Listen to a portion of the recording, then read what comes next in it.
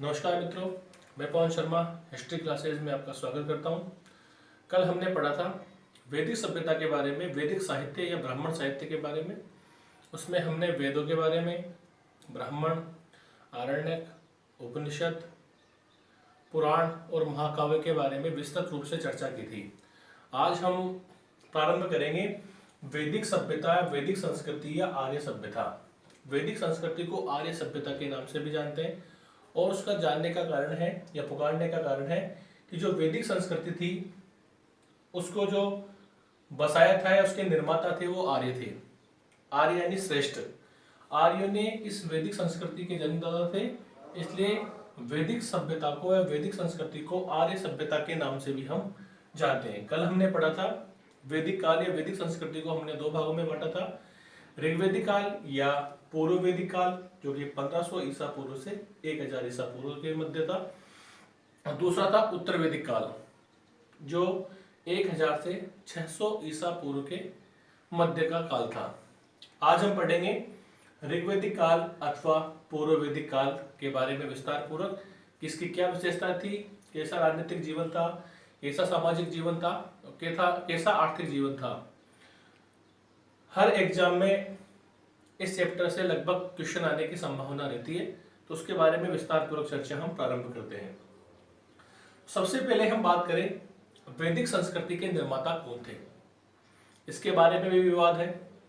हमने पढ़ा सिंधु सभ्यता का पतन 1700 ईस्वी के लगभग नष्ट हो चुकी थी और उसके बारे में कई पुरातत्ववेताओं ने, इतिहासकारों ने अलग अलग व्याख्यान दिए कि साहब बाढ़ आने से, नदी का मार्ग परिवर्तन करने से या बाह्य आक्रमण से।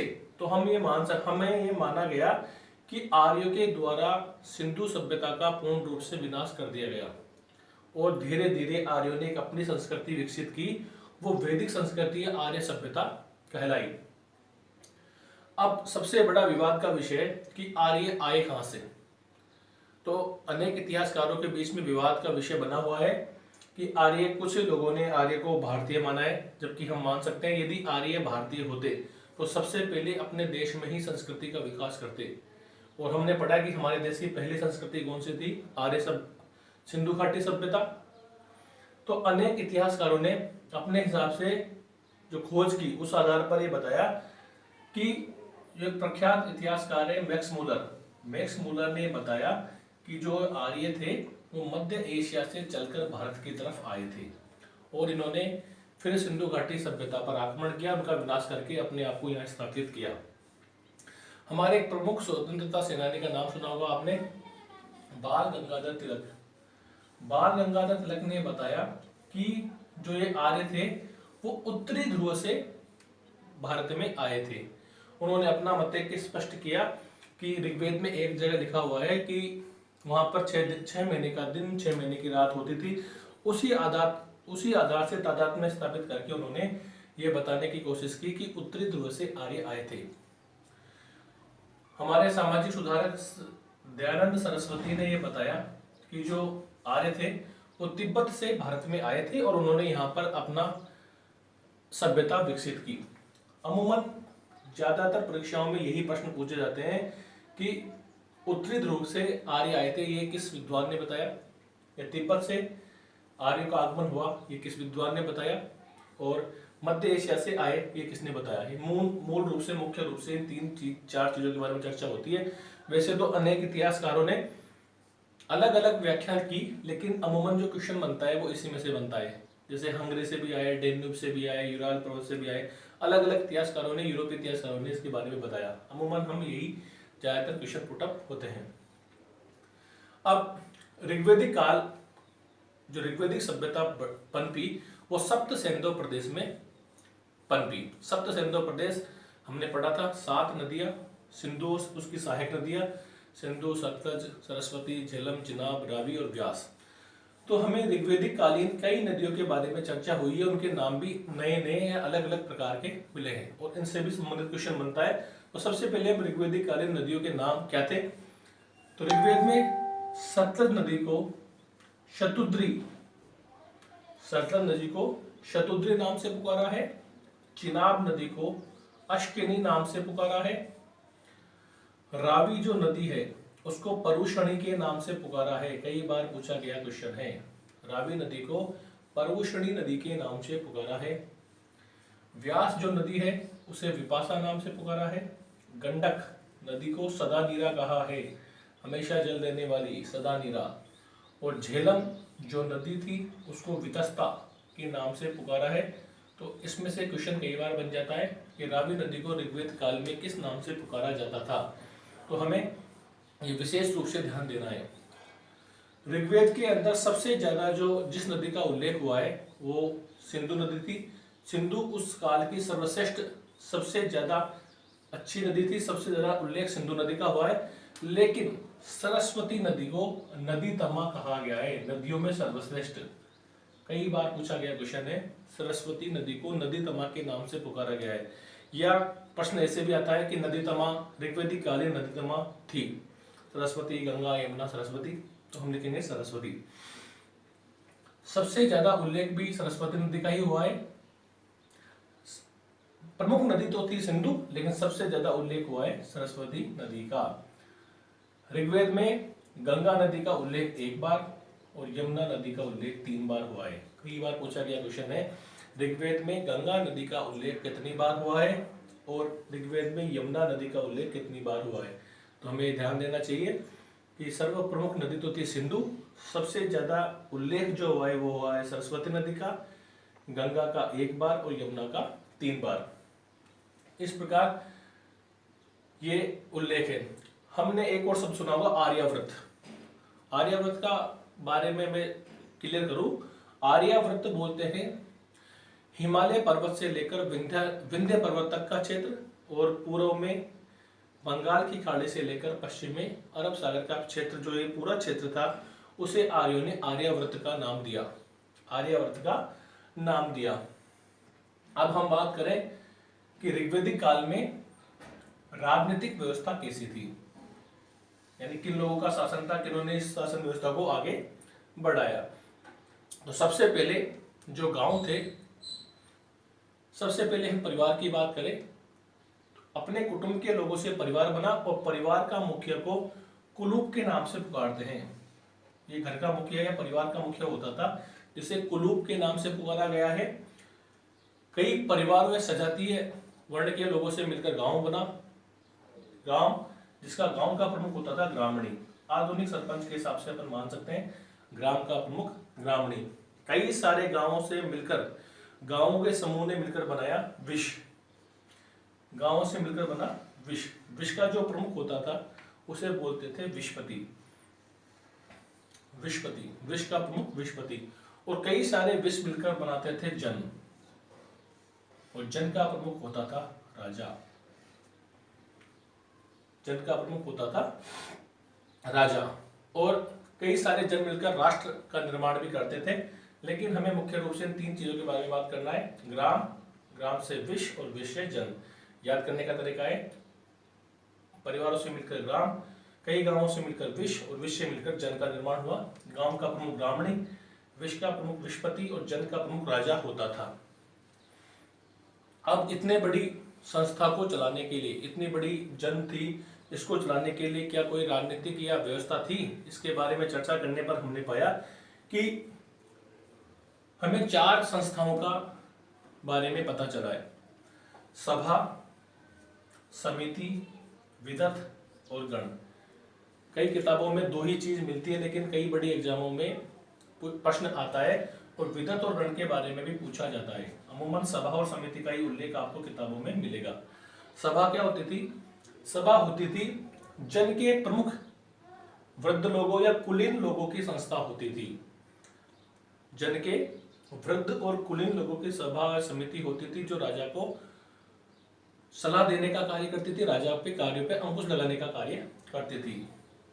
समिति की बात करें हम, समिति में प्रत्येक परिवार का एक मुखिया, प्रत्येक परिवार का या पूरे जन के लोगों की एक संस्था होती थी, जिसमें प्रत्येक जब भी मीटिंग होती थी तो पूरे जन के लोग एकत्रित होते थे और ये भी राजा के निरंकुश ताप पर अंकुश लगाने का कार्य करती थी। विदत के बारे में चर्चा करूं, विदत एक कबीलाई संस्था थी जो प्राचीन काल से चली आ रही थी। सबसे प्राचीन राजनीतिक संस्था थी और इसमें कबीलाई समय में जब युद्ध होते थे तो युद्ध में धन का बंटवारा किस प्रकार किया जाता था उसके बारे में विदत में चर्चा होती थी और एक गण का भी उल्लेख होता है। अब प्रश्न कैसे बनता है, सबसे प्राचीन राजनीतिक संस्था कौन थी, विदत। धन के बंटवारों का निर्धारण कौन करती थी, विदत। कुलीन लोगों की संस्था कौन सी थी, सभा। जन के सभी लोगों का प्रतिनिधित्व कौन सी संस्था करती थी, तो हम लिखेंगे समिति। और एक इम्पोर्टेंट और आरएस के एग्जाम में पूछा गया क्वेश्चन है कि किन दो समितियों में या किस समिति में महिलाएं भी भाग लेती थी, तो प्रश्न लिखेंगे तो उत्तर आएगा सभा और विदत।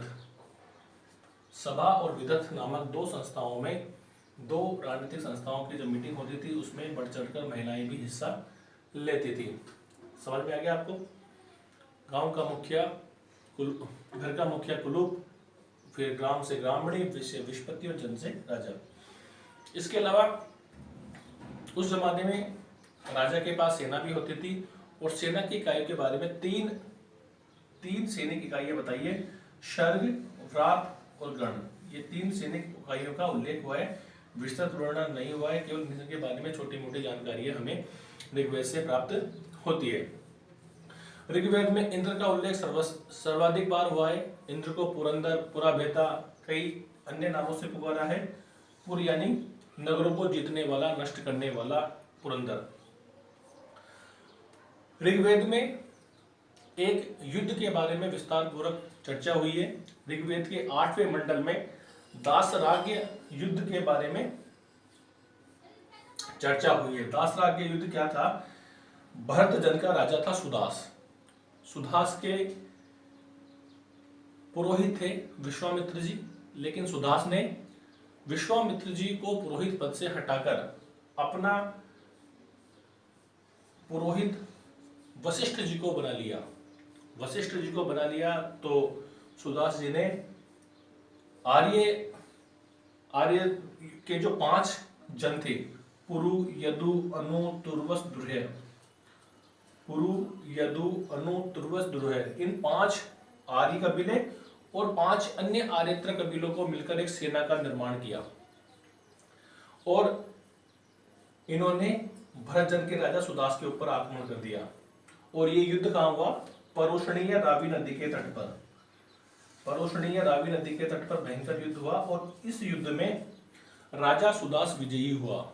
ऋग्वेद में एकमात्र युद्ध का उल्लेख है, दासराग युद्ध। किसके मध्य हुआ, राजा सुदास और 5 कबीले। कई बार पूछा गया क्वेश्चन है, 5 कबीलों को याद करना पड़ेगा आपको, पुरु, यदु, अनु, तुर्वस, दुर्हे।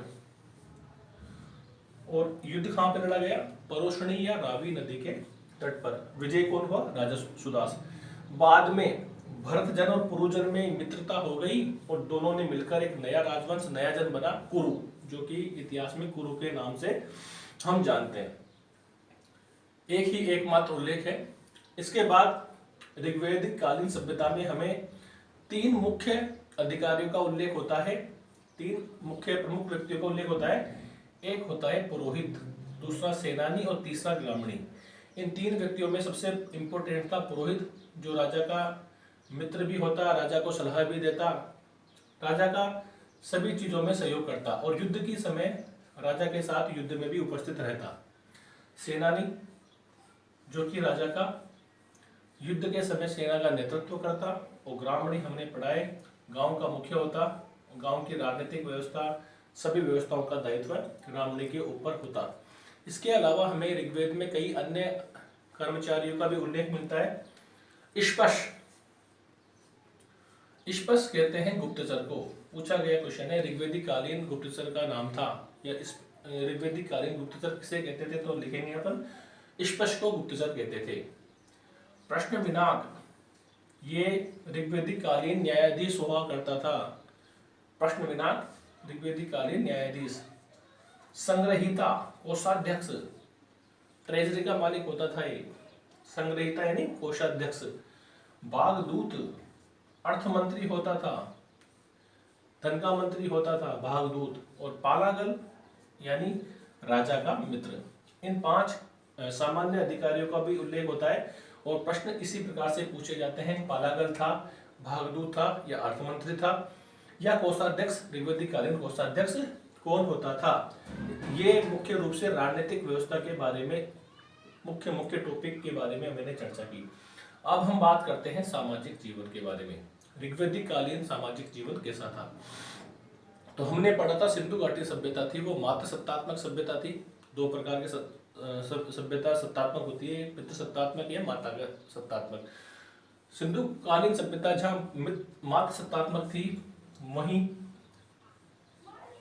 ऋग्वैदिक कालीन जो सभ्यता थी वो पितृ सत्तात्मक सभ्यता थी। यानी यहाँ पर पिता ही सर्वप्रमुख होता था, पिता या बड़ा भाई। पिता की मृत्यु के बाद बड़ा भाई ही घर का प्रमुख व्यक्ति होता था।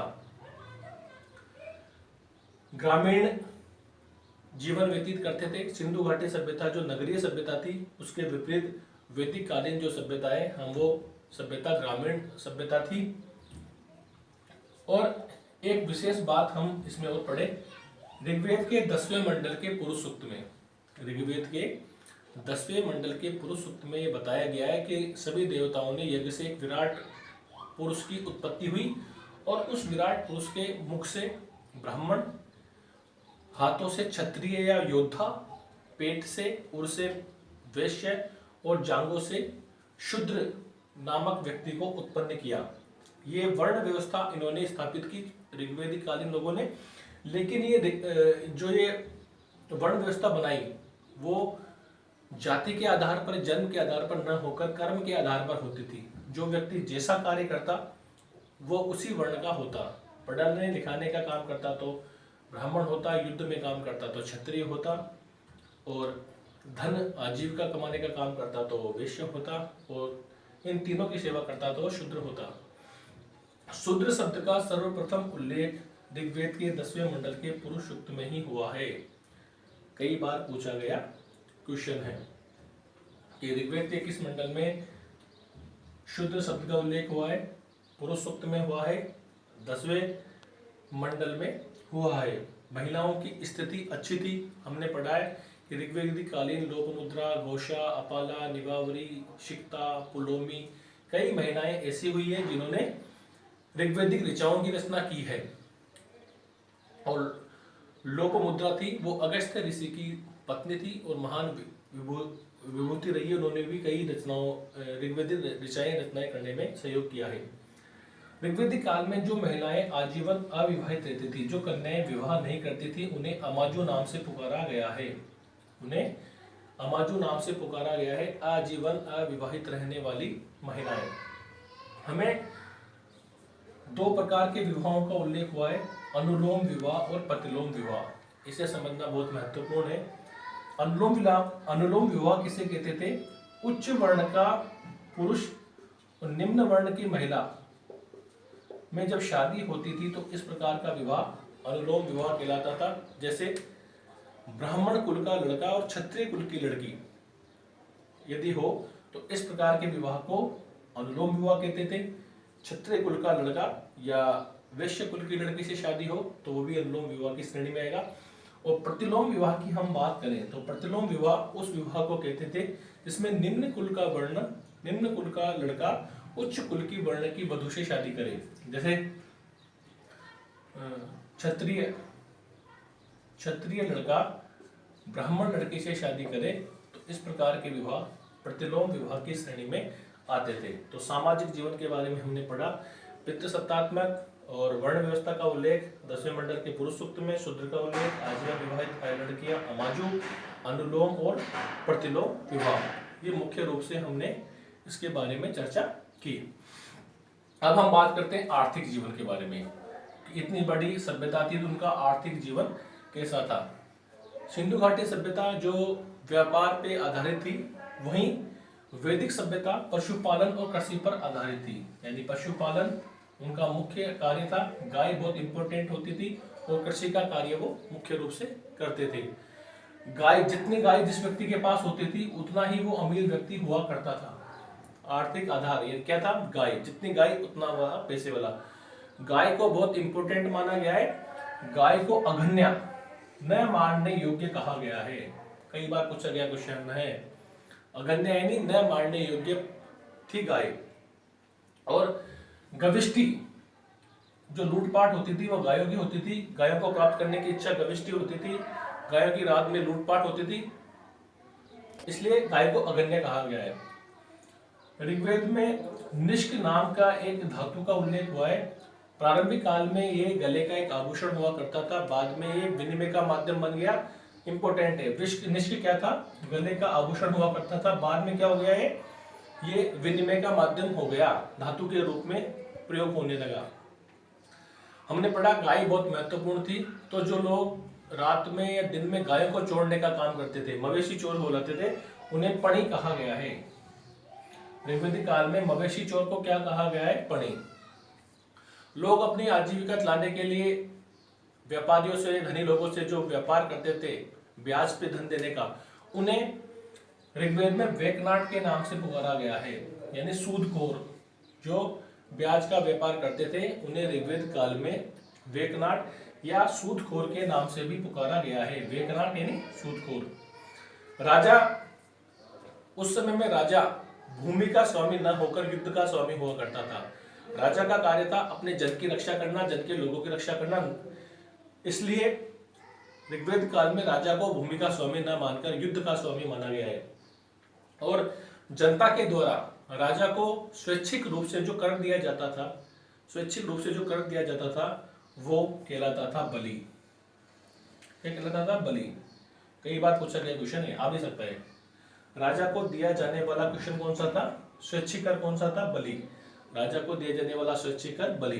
राजा इससे अपने राज्य के कर्मचारियों को धन वेतन देने की व्यवस्था करता, अपने राज्य का संचालन करता।